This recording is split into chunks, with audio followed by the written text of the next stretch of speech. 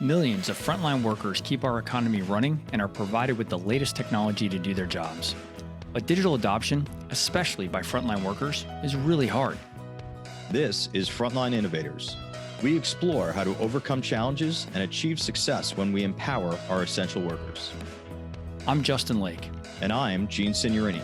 Together, we speak with experts who are leading the way and driving digital transformation to the front line.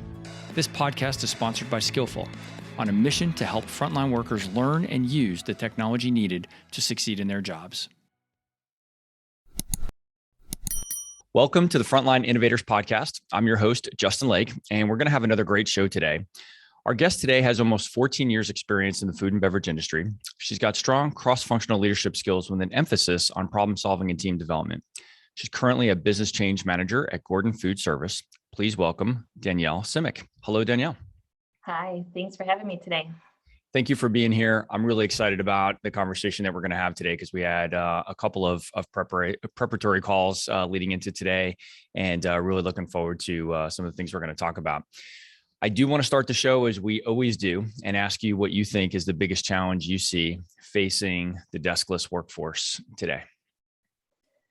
Yeah, so I was thinking about this one a little bit, and there's layers to it, I think. So for me, it comes down to right now, I think it's the people, being able to get people in to fill the jobs, and which then in turn causes so many different problems, right? Which then in turn may turn into time being a problem for them to be able to adapt to different changes because they're just trying to serve their customers.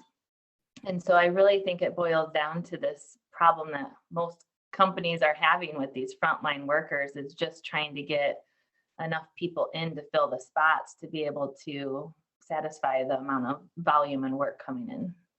You know, we've heard that from some of our customers in our day business, and also other guests in the podcast, that there's a massive impact to those who are currently working when so many positions adjacent to them are currently unfilled. Yes. And so frontline supervisors and managers who normally should be primarily in a leadership role are actually having to run routes and work the shop floor and you know, do the job that they are essentially supposed to be leading. But because there are so many vacancies, everybody's having to put in extra hours and work additional time. Yeah, definitely leading to exhaustion from many different things. And then you try and put change on top of that, which isn't always a simple thing, right? So yeah, layering that in, it just starts to perpetuate out into different areas. In your organization, have you still been trying to push out new technology solutions during this time of COVID and some of the hiring challenges that we've experienced over the last several quarters? Yeah, there was a period in there when COVID first hit that we did take a pause and a step back, right? Just not knowing what was going to happen with the industry and such. But yeah, since then we have picked it back up and mindful about the change that you do to the frontline teams and figuring out the appropriate timelines and such. But we are still continuing with it. Yeah, you know, I've been in the mobile technology business for over 20 years. And I've noticed as different industries have ebbed and flowed through different economies, I came to the conclusion that companies need technology on the front lines when things are going well, because they want to improve efficiency and things like that. But they really need technology on the front lines when things aren't going so well. It actually takes those problems and kind of that they were maybe thinking about investing in technology to solve for, and it just exacerbates those problems. And I think what we've experienced over the last 2 years now has really been a great example of that. Maybe some of those ideas that have been kind of sitting on the sidelines, ideas that hadn't been maybe fully nurtured through yet, now get pushed front and center. And it's like, we can't not do this now. We have to do this because we're short staffed and we have to close some of the gaps that we have in the business. And so it creates a challenge for folks like you and for the men and women on the front lines, because in the worst of all times, perhaps they have to absorb a whole lot of change. But we also know that they can't survive. We can't survive as organizations unless we introduce that change so that we can be successful on the backside of it. Yeah. And even you look at that from an onboarding standpoint, right? That's the number one thing is you're bringing in so many people, and the length of service that people may stick around too. Maybe it's, 2 out of the 10 you hire end Right. up passing and continuing on. And so even leveraging technology, what may have take some business knowledge, or you needed to pull someone off from doing different work, you can now leverage the technology to kind of help the individual move forward too. So yeah, I mean, it's the twofold there of Yeah. maybe change for the individual that's been there for that length of time, a little bit to learn it, but being able to bring more people on faster. Yeah. No, that makes perfect sense. Okay. We have a whole bunch of things we need to talk about, but I'm going to pause right now talking about change management and frontline innovation, and we're going to take a couple of steps back, and I'd like the audience to get to know you a little bit better and understand your background, and really just kind of get a better sense for the path that led you to the role that you had today. So I always want to let the guests decide how far back into their past they'd like to go to tell us a story, but if you want to go all the way back to schooling and things like that, we'd just love to understand how you ended up in this role. Yeah, perfect. So I actually have a degree in information systems with a specialty in database management. Excellent. And so I started with Gordon Food Service in the IT department as an intern in the business intelligence team, and moved over to our warehouse management application development team, and held a few different roles within the IT department. Specifically within the warehouse management team, I helped with rolling out software technology, working with vendors and our internal employees to make sure that we're streamlining some of those changes, or if they were having issues with connectivity or whatnot, helping to just be that kind of conduit between IT and the business. And then from there, had a few other roles, being a team manager of our endpoint and collaboration space.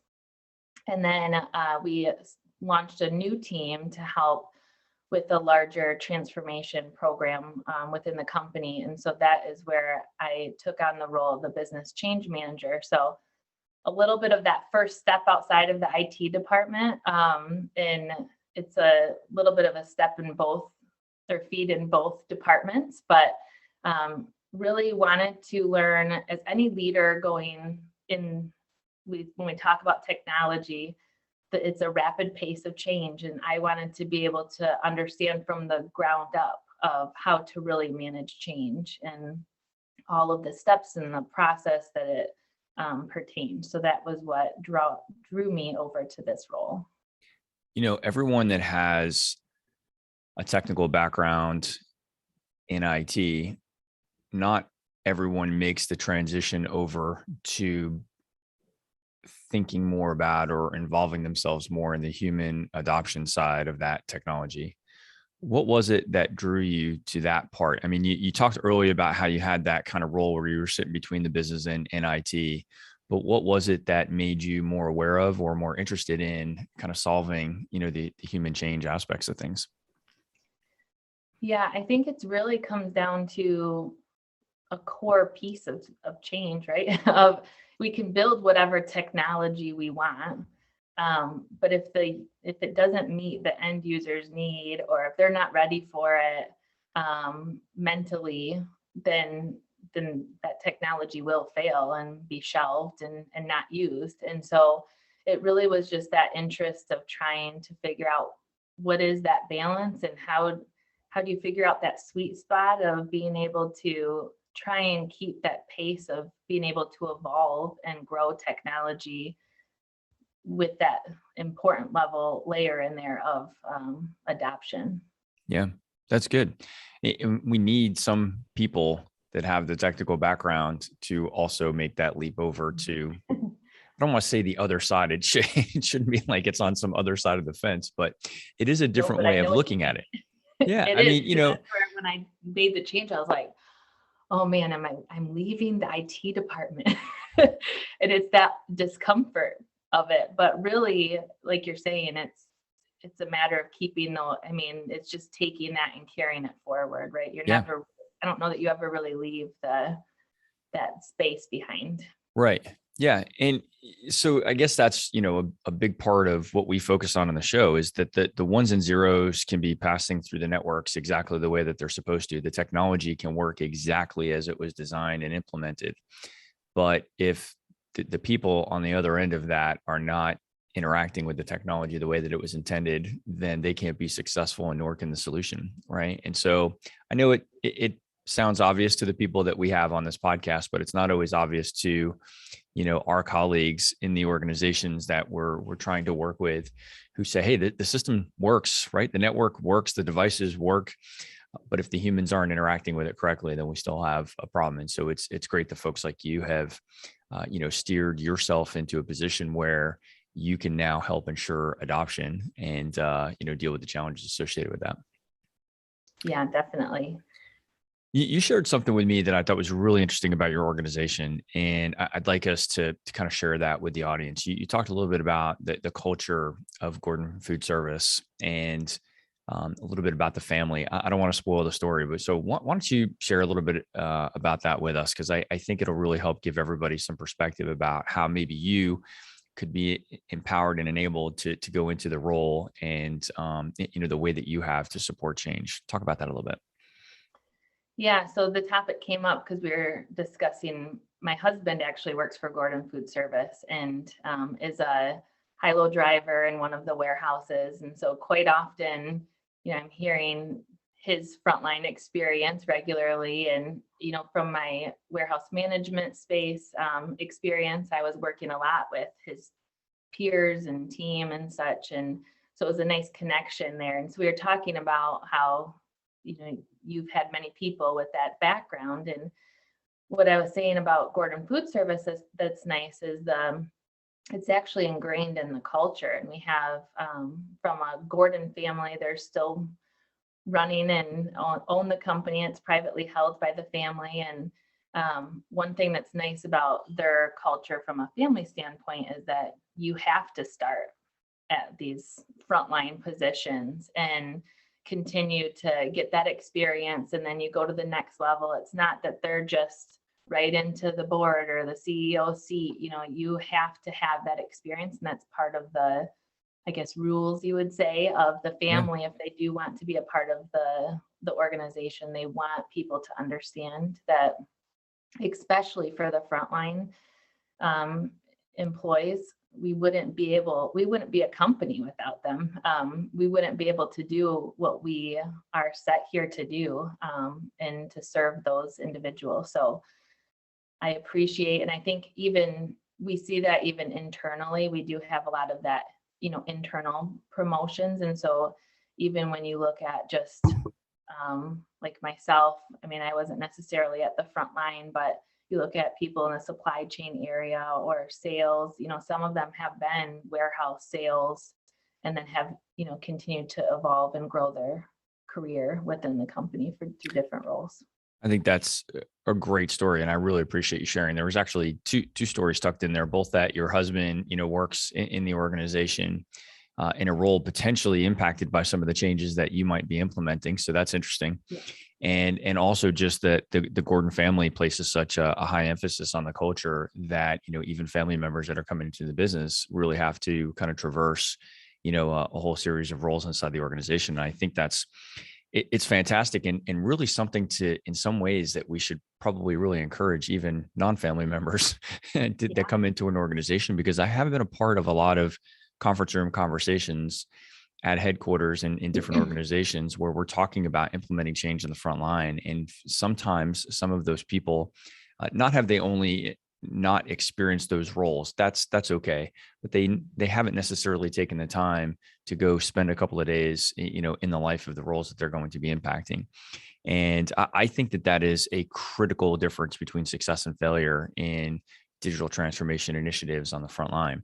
The people that are most successful have taken the time to go out and really understand a day in the life. In fact, another podcast guest that the episode just went live, Sydney, was talking about even just seeing seasonal changes. She works in an industry where the frontline workers are working outdoors. And so the tools and the clothing and the environment are different in the spring and summer than they might be in the fall and winter, depending on where they are. And even things like that, just bringing that observation back to the conference room so that you can make better decisions about how to support them, I think is, profoundly important. Yeah, we also do with new employees kind of these ride-alongs similarly. So I've done a ride-along with a driver and helped to deliver cases. And I'll tell you, I've never been so sore the next day. I bet. But, it's just the pace that they're moving, jumping in and out of the trailer. And, even think about from the freezer standpoint, moving that dolly around. And yeah, it was just being able to, like you said, you think about the different weather elements and such with that. But I think that's what I've grown up with the company is, if we're going live with a new warehouse, you're out there picking cases if we need to get the cases out. It Right. doesn't matter your role or experience, we're all jumping in to make sure that we're, at the end of the day, getting that customer served. So it is a great experience. It's fantastic. Those are some really great examples. So thanks for sharing those. So let's talk about kind of going back to what we started the conversation about, the challenges facing the frontline workforce. And I'm always kind of fascinated with different perspectives in that, you talked about the challenges that they're facing right now because they're short staffed and a lot of those folks are having to pick up, a lot of additional work just to keep things moving. If we were to sit down and talk with a bunch of the men and women on the front lines and maybe include your husband in that conversation, what would they say is the biggest challenge that they're facing? Would they say the same thing or do they have a different perspective, do you think? Yeah, that's a good question. I know that that's the most common that I hear from my husband. Yeah. He's frustrated because there's not enough people to do the work right now. Yeah.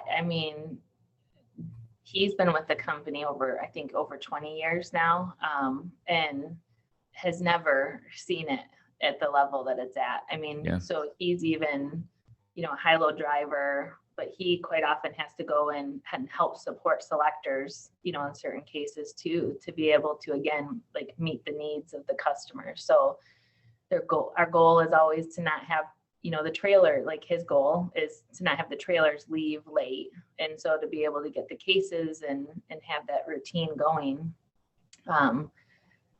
It's just a matter of, and typically in Grand Rapids area where our headquarters is, we have a pretty good presence here and known for the culture of the organization. So typically it's not even an area where you have an issue from a staffing standpoint. And so I think that's where even more so it's been something that he's been feeling because it's not an issue that's been a problem in this area in the past. Interesting.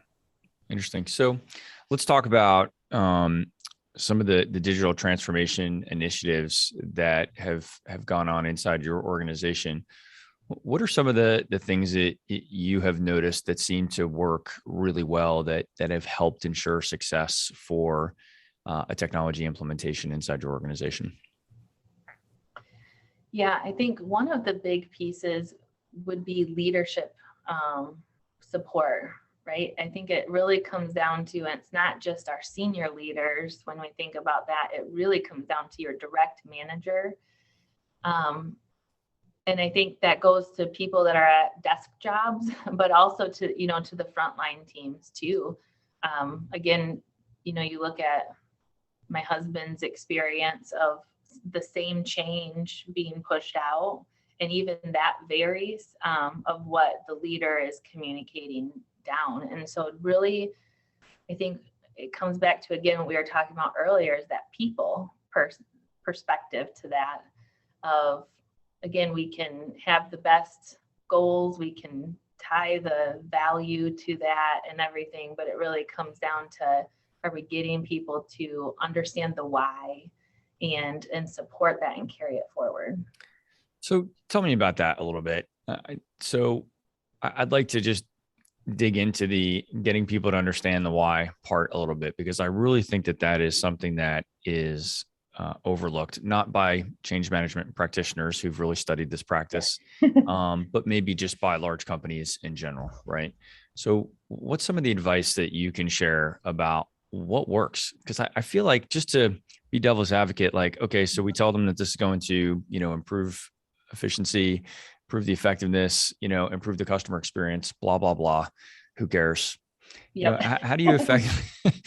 I know we all care about that, but do they really care? And really kind of answering the what's in it for them. Yeah, I think that's exactly it, is the what's in it for them. So it's like, here's the why behind it from an organization standpoint, but really coming down then and making it personal. And so what we're starting to do with different projects is that persona a little bit, right? So you think about a warehouse selector. Well, let's think about, what are those things that make them tick? What are those things that, really resonate with them of their day-to-day activities? And how do we connect this initiative to something that would improve their life, or in turn help them understand how they're carrying it forward for a customer improvement? So really trying to take it down to that level of, maybe it's not an individual necessarily, but a role, or maybe it is a team or a department. However we can take it at that lower level to help connect those dots and how they're carrying this forward. Have you had any surprises when you've gone through that exercise to really think through those personas a little bit? Have there been any surprises where maybe you uncovered something that you didn't expect about what was important to them? Yeah, or not understanding exactly how their role worked. Yes, Yeah. definitely. Yeah. And I think that's where it again has come back to that key communication. And so just drawing that relationship with different people, so that I quite often will take some of those personas in the case and bring it to some individuals that I have relationships with, and kind of cross check it with them first before carrying it forward. Because I'll realize that even within the same company, the terminology I'm using is not what they call it, or I missed a whole gap of a key element to their job. And so, it's been very eye-opening having some more of those direct conversations to really start kind of following that needle through. I feel like there's more to the story based on your facial expressions. Can you share any more specifics with us? I don't really have. It's just, we're just specifically going through it right now with a large transformation. And so, I feel like it's more about, as the change, I would put it a little bit of, it's more as the change starts to become more real to different departments and individuals. There just continues to be more information and details that comes out, right? Yeah. So I may have had 3 conversations leading up to it, developed this persona and this way of having the conversation of how to make that personal change to them. And really, when I go then to show it to them and say, okay, let's go and carry this forward to the department, and they're like, oh, but what is this? What does this even mean? And, we use this technology to look at financials, or to do different report running and stuff, and to know our level of success, and you're not referencing that there. So it's more of just this. I think it comes back to, again, the change, right? Is we'll build the technology to do all these things, but that's a little bit of being able to respond quickly, is because there's always more to uncover. And I think that's, at the end of the day, technology, and where we have to continue to be able to be agile and constantly moving, is because no matter how many conversations you have, that needle's always moving. Right. You just mentioned Agile, and this is something that's come up a lot on the show, in that those of us that are involved in building technology solutions, we're very familiar with the term Agile, both just in the term agile to be more nimble, but also the more formal term of agile software development methodology and things like that. And the idea of releasing software more regularly. Mm-hmm. And so it comes up a bunch on the show, which is, hey, that's great from an efficiency standpoint for the dev team. And it's great that we're rolling out more products, but man, we're putting a big burden on all of the people on the receiving end of that. What's your thought about that? And has Gordon experienced any of the challenges there with trying to increase the iteration of software development, but then trying to manage through the absorption of change on the other side? Yeah, so we've actually adopted SAFe, so that's Scaled Agile Framework. And so we've started doing that, and that's been great, really bringing together the business and IT even more closely, so that there's a lot more of that conversation, and it is more of that, I'll just say like every 3 months, that there's an idea of a cut of a release that maybe could go to production, maybe not, right? But at least there's this change here. But I would say that there's a little bit of a balance. There are some teams that are doing some more of that rapid deploy of things, but it is a little bit more of that risk mitigation, or that risk factor that comes in, right? Of, if I make this change, it's a UI change, doesn't really change too much of the end user's process. It's a very, insignificant thing, but a request that we've had come in to do. Where there's others where, no, this is a complete overhaul of this process. And so therefore the communication and the change process. So it's kind of that curve that we follow with it. And there's no perfect science with it, right? And with any change, there's risk that you can create a production issue, but it's a matter of being able to do that common term, right? Of fail. If we're going to fail, we'll fail fast and roll it back and be able to move it forward. So we're definitely doing the fast deployment. But with that risk. Yeah, it seems like this is maybe a bigger deal now than ever before. And I've learned a term from other podcast guests of just change saturation. And I was immediately sensitive to that as I heard the term. I was like, of course, that makes sense. All the people in the mix, all of us, not just frontline workers, but all of us are dealing with so much change over the last 2 years that to also disrupt that at the same time as doing, by doing a bunch of digital transformation initiatives, it can be certainly overwhelming. And so to have some mechanism to, kind of measure that and make sure that we're just not inundating them with so much change that they can't be successful, I think is the practice that you're speaking of. And it's great that you're very deliberate about that. Yeah, I think that even comes back to these different departments having different strategies too. And again, the SAFe methodology has helped us to be able to bring some of those together and create those conversations across teams a little bit more, so that we have more visibility into, oh, hey, they're saying that they're going to go live with this customer facing application there, but hey, we were going to change their invoicing process 30 days later. Like, how could we maybe and so it creates those conversations, which ideally, yes, it may put more change at one time, but from an end user perspective, it's one package, one change you're giving them. And so ideally it's that small piece of the brain that we all have to accept change. Yeah. Ideally it's, not as much of that red flag, light flashing for them. For folks that may not be familiar with SAFe, can you just give us a quick overview of what that's all about and how you chose to, or why maybe you chose to implement it? Yeah, a quick overview of SAFe. It doesn't have to be fast. You could take as long as you'd like to describe it. So if we think about Agile, usually it's a team that's working on one product line. And what we had this overarching program that impacted, let's just say 10 teams, 10 development teams that needed to make these changes.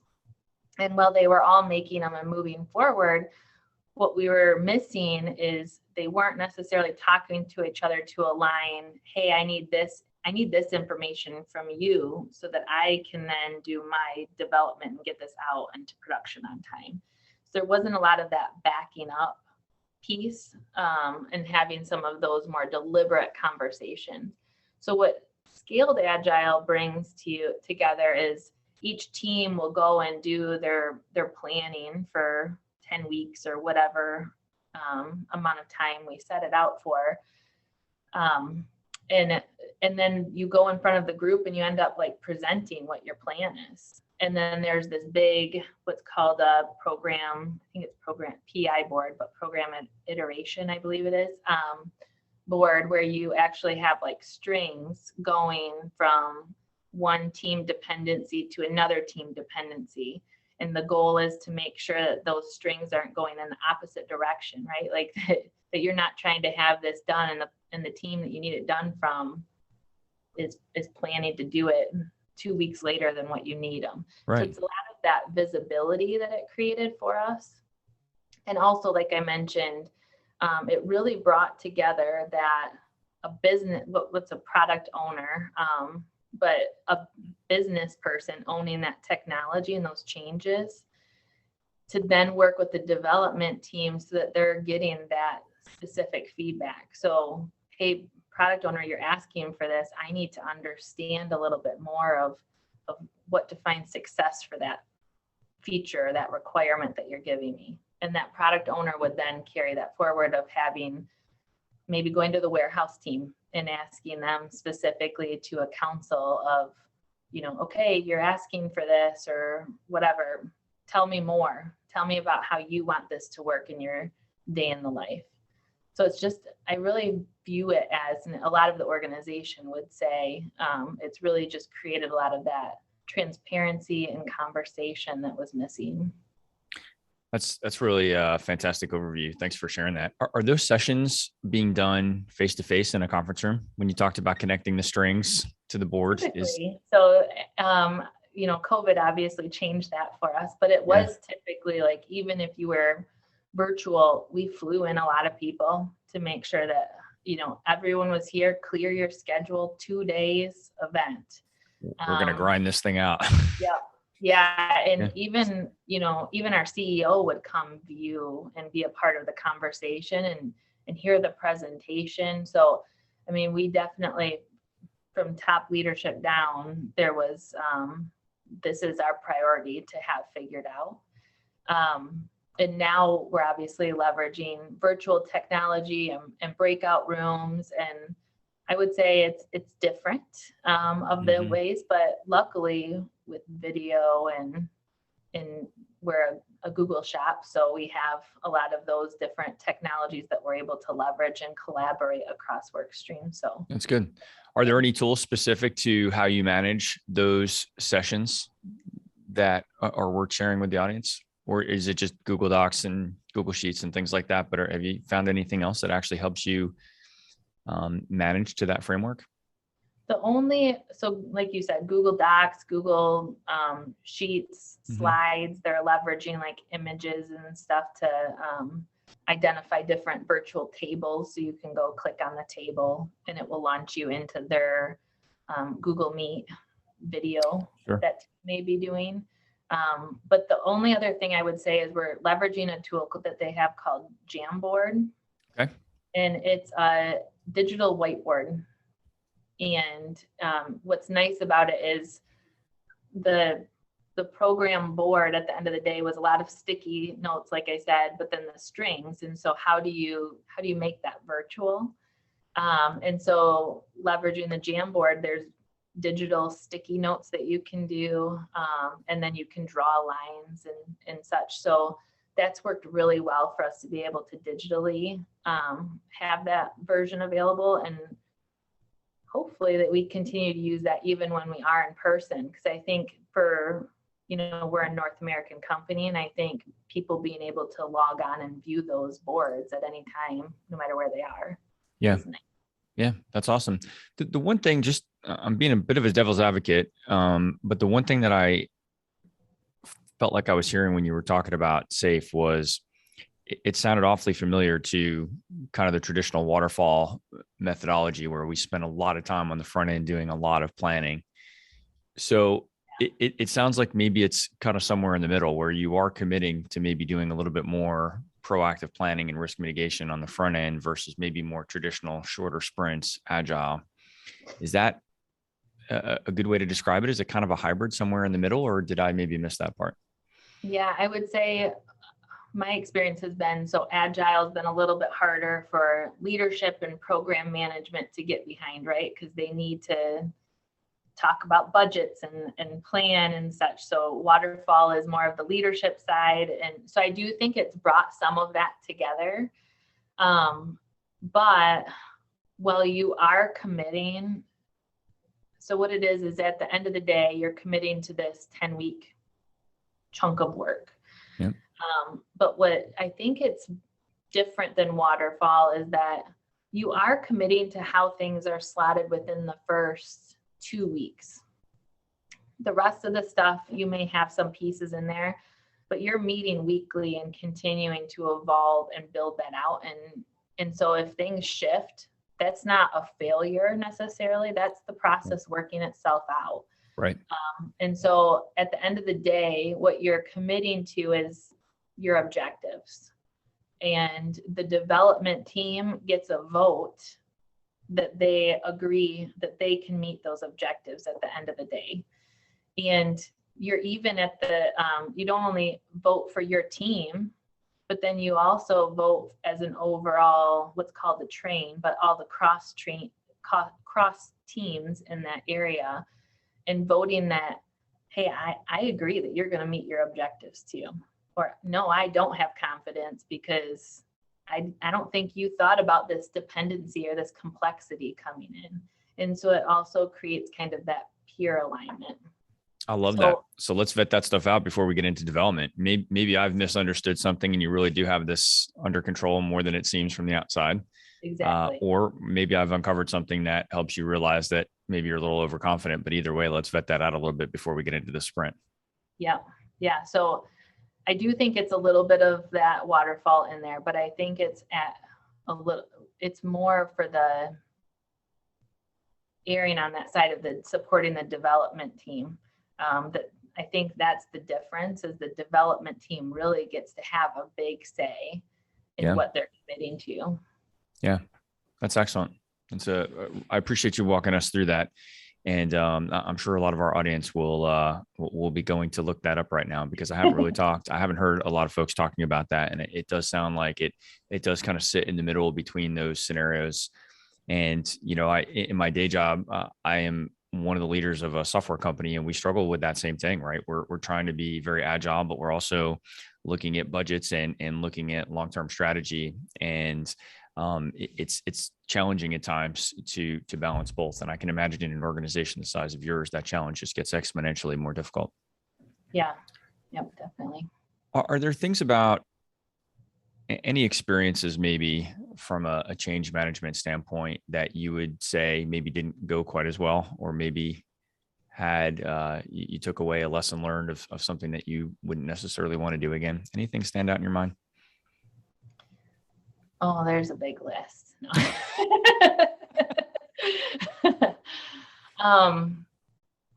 Pick one that you can share with the audience. Yeah, exactly. One thing that I know we talked about in the pre-conversation too, but is we rolled out a new, not new, but we are working through with the warehouse team on a handheld technology, and all of a sudden they came to us and said, it's not working in these aisles. And I'm like, okay, again, I'm sitting at the headquarters, they're in the warehouse. I'm like, did you try this? Did you try that? I'm working with the network team they're narrowing it down to these aisles. What are the access points saying? Like, let's dig into this a little bit more. And when we talk about, earlier being on the ground floor being so critical, I walked over there and, they assured me nothing's changed. I walk into those aisles and look up, and they have chain link fencing lining the aisles, and every time they reached their handheld into the bay, their network dropped. Amazing. Yeah. So I would think, that's one thing where it's not necessarily a technology change that caused the problem, but it was the varying pieces of being able to, again, troubleshoot of what the physical changes combined with technology that can cause some of those issues. Yeah, it's still science. That one may be more physics than technology, Yeah. I guess, necessarily, but it's still physics, right? Yeah, exactly. And Yeah. then another example I would say too is we had users come to us and say that they wanted to have, a new phone solution for solving some business problems. And so working with them, we did, the typical piece, right? We have the one person we're working with. Here's the requirements that we need. Okay, let's look at the technology. You do that, the request for proposal process, right? And we start demoing it, just following through the different pieces. And we had lots of conversations. We did the evaluation period, had people try it out, made our selection, and went forward. And then we start hearing from tons of people on this new solution that it wasn't working. Here's this problem, here's that problem. And I would say, again, that was one of those where it just showed the importance of going to do a sit with when you're rolling out some of these things and really having end user conversations. I don't think in that project that we had enough end user conversations. We were just using our 1 point person to have those conversations. And had we gone to sit with the teams, we would be able to see that it increased their clicks 10 times. And, it was dropping calls, and the audio quality for certain people wasn't there. And so when you're talking to an external customer and it's staticky, right? Like they're going to drop the call. And Yeah. so I think that would be the other example of a failed technology that I would say, definitely that lesson learned of, again, that employee or individual conversation being so critical. Yeah. And one of the things I think you're saying there is essentially to have to, kind of increase the sample size of the people that we talk to. And there's a balancing act in an organization with thousands of people. You can't actually go talk to all many thousands of them, but you can also talk to one. And so I guess the trick is finding that balance between what is the right number of people to go engage in this conversation so that we get a large enough sample size to be well informed and make a smart decision. And but not just take up so much of everybody's time and our time trying to go do that research that, it becomes prohibitive. Absolutely. And it even comes back to the different, again, where you were saying like the weather could change, Yeah. Employees experience. Well, even you think about for us, it's like the divisions.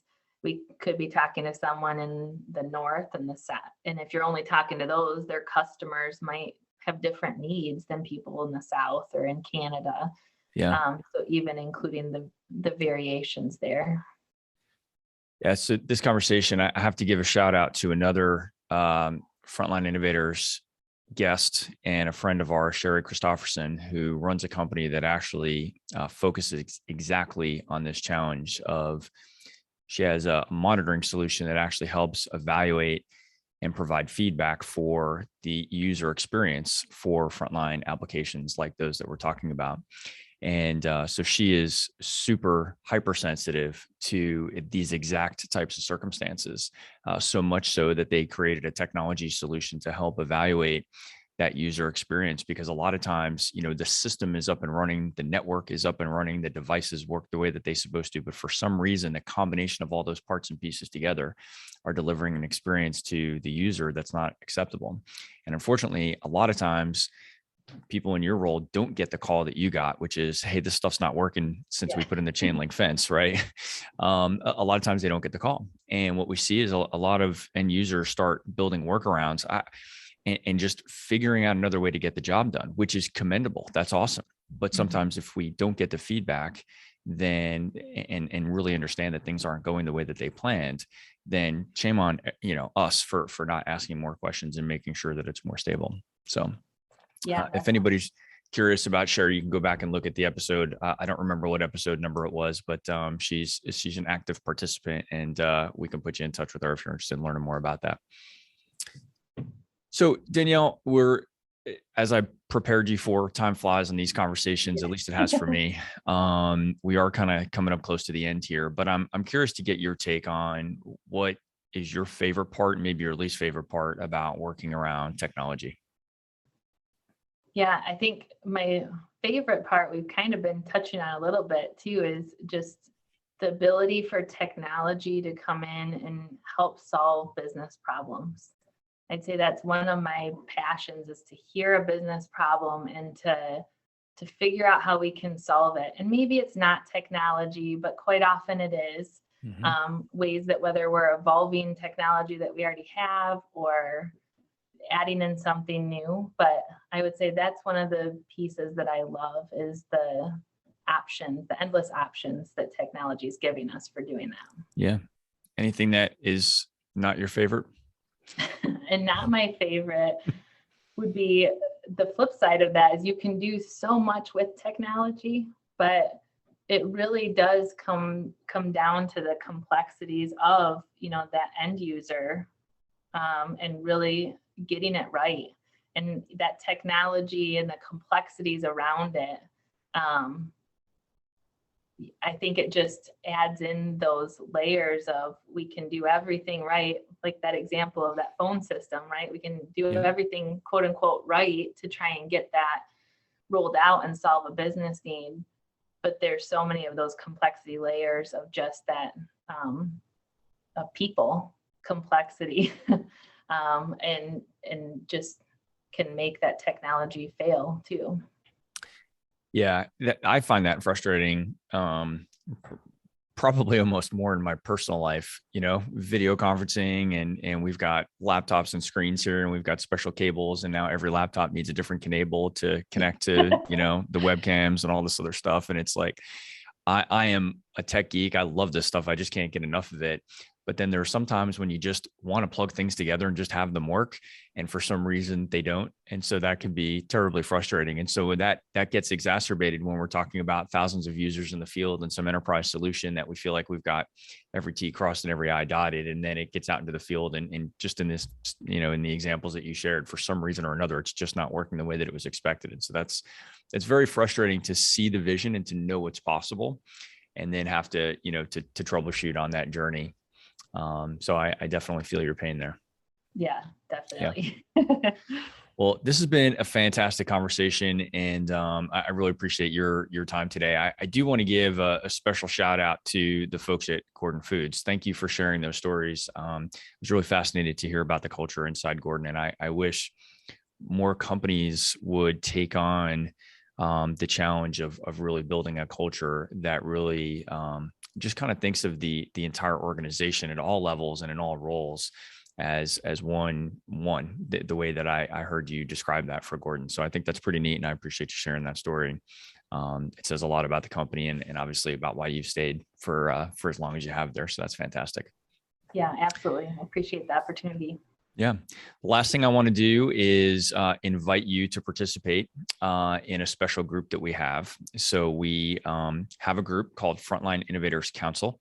The fee for entry is spending 45 minutes or so with me or Gene on a podcast, and you have now paid your dues.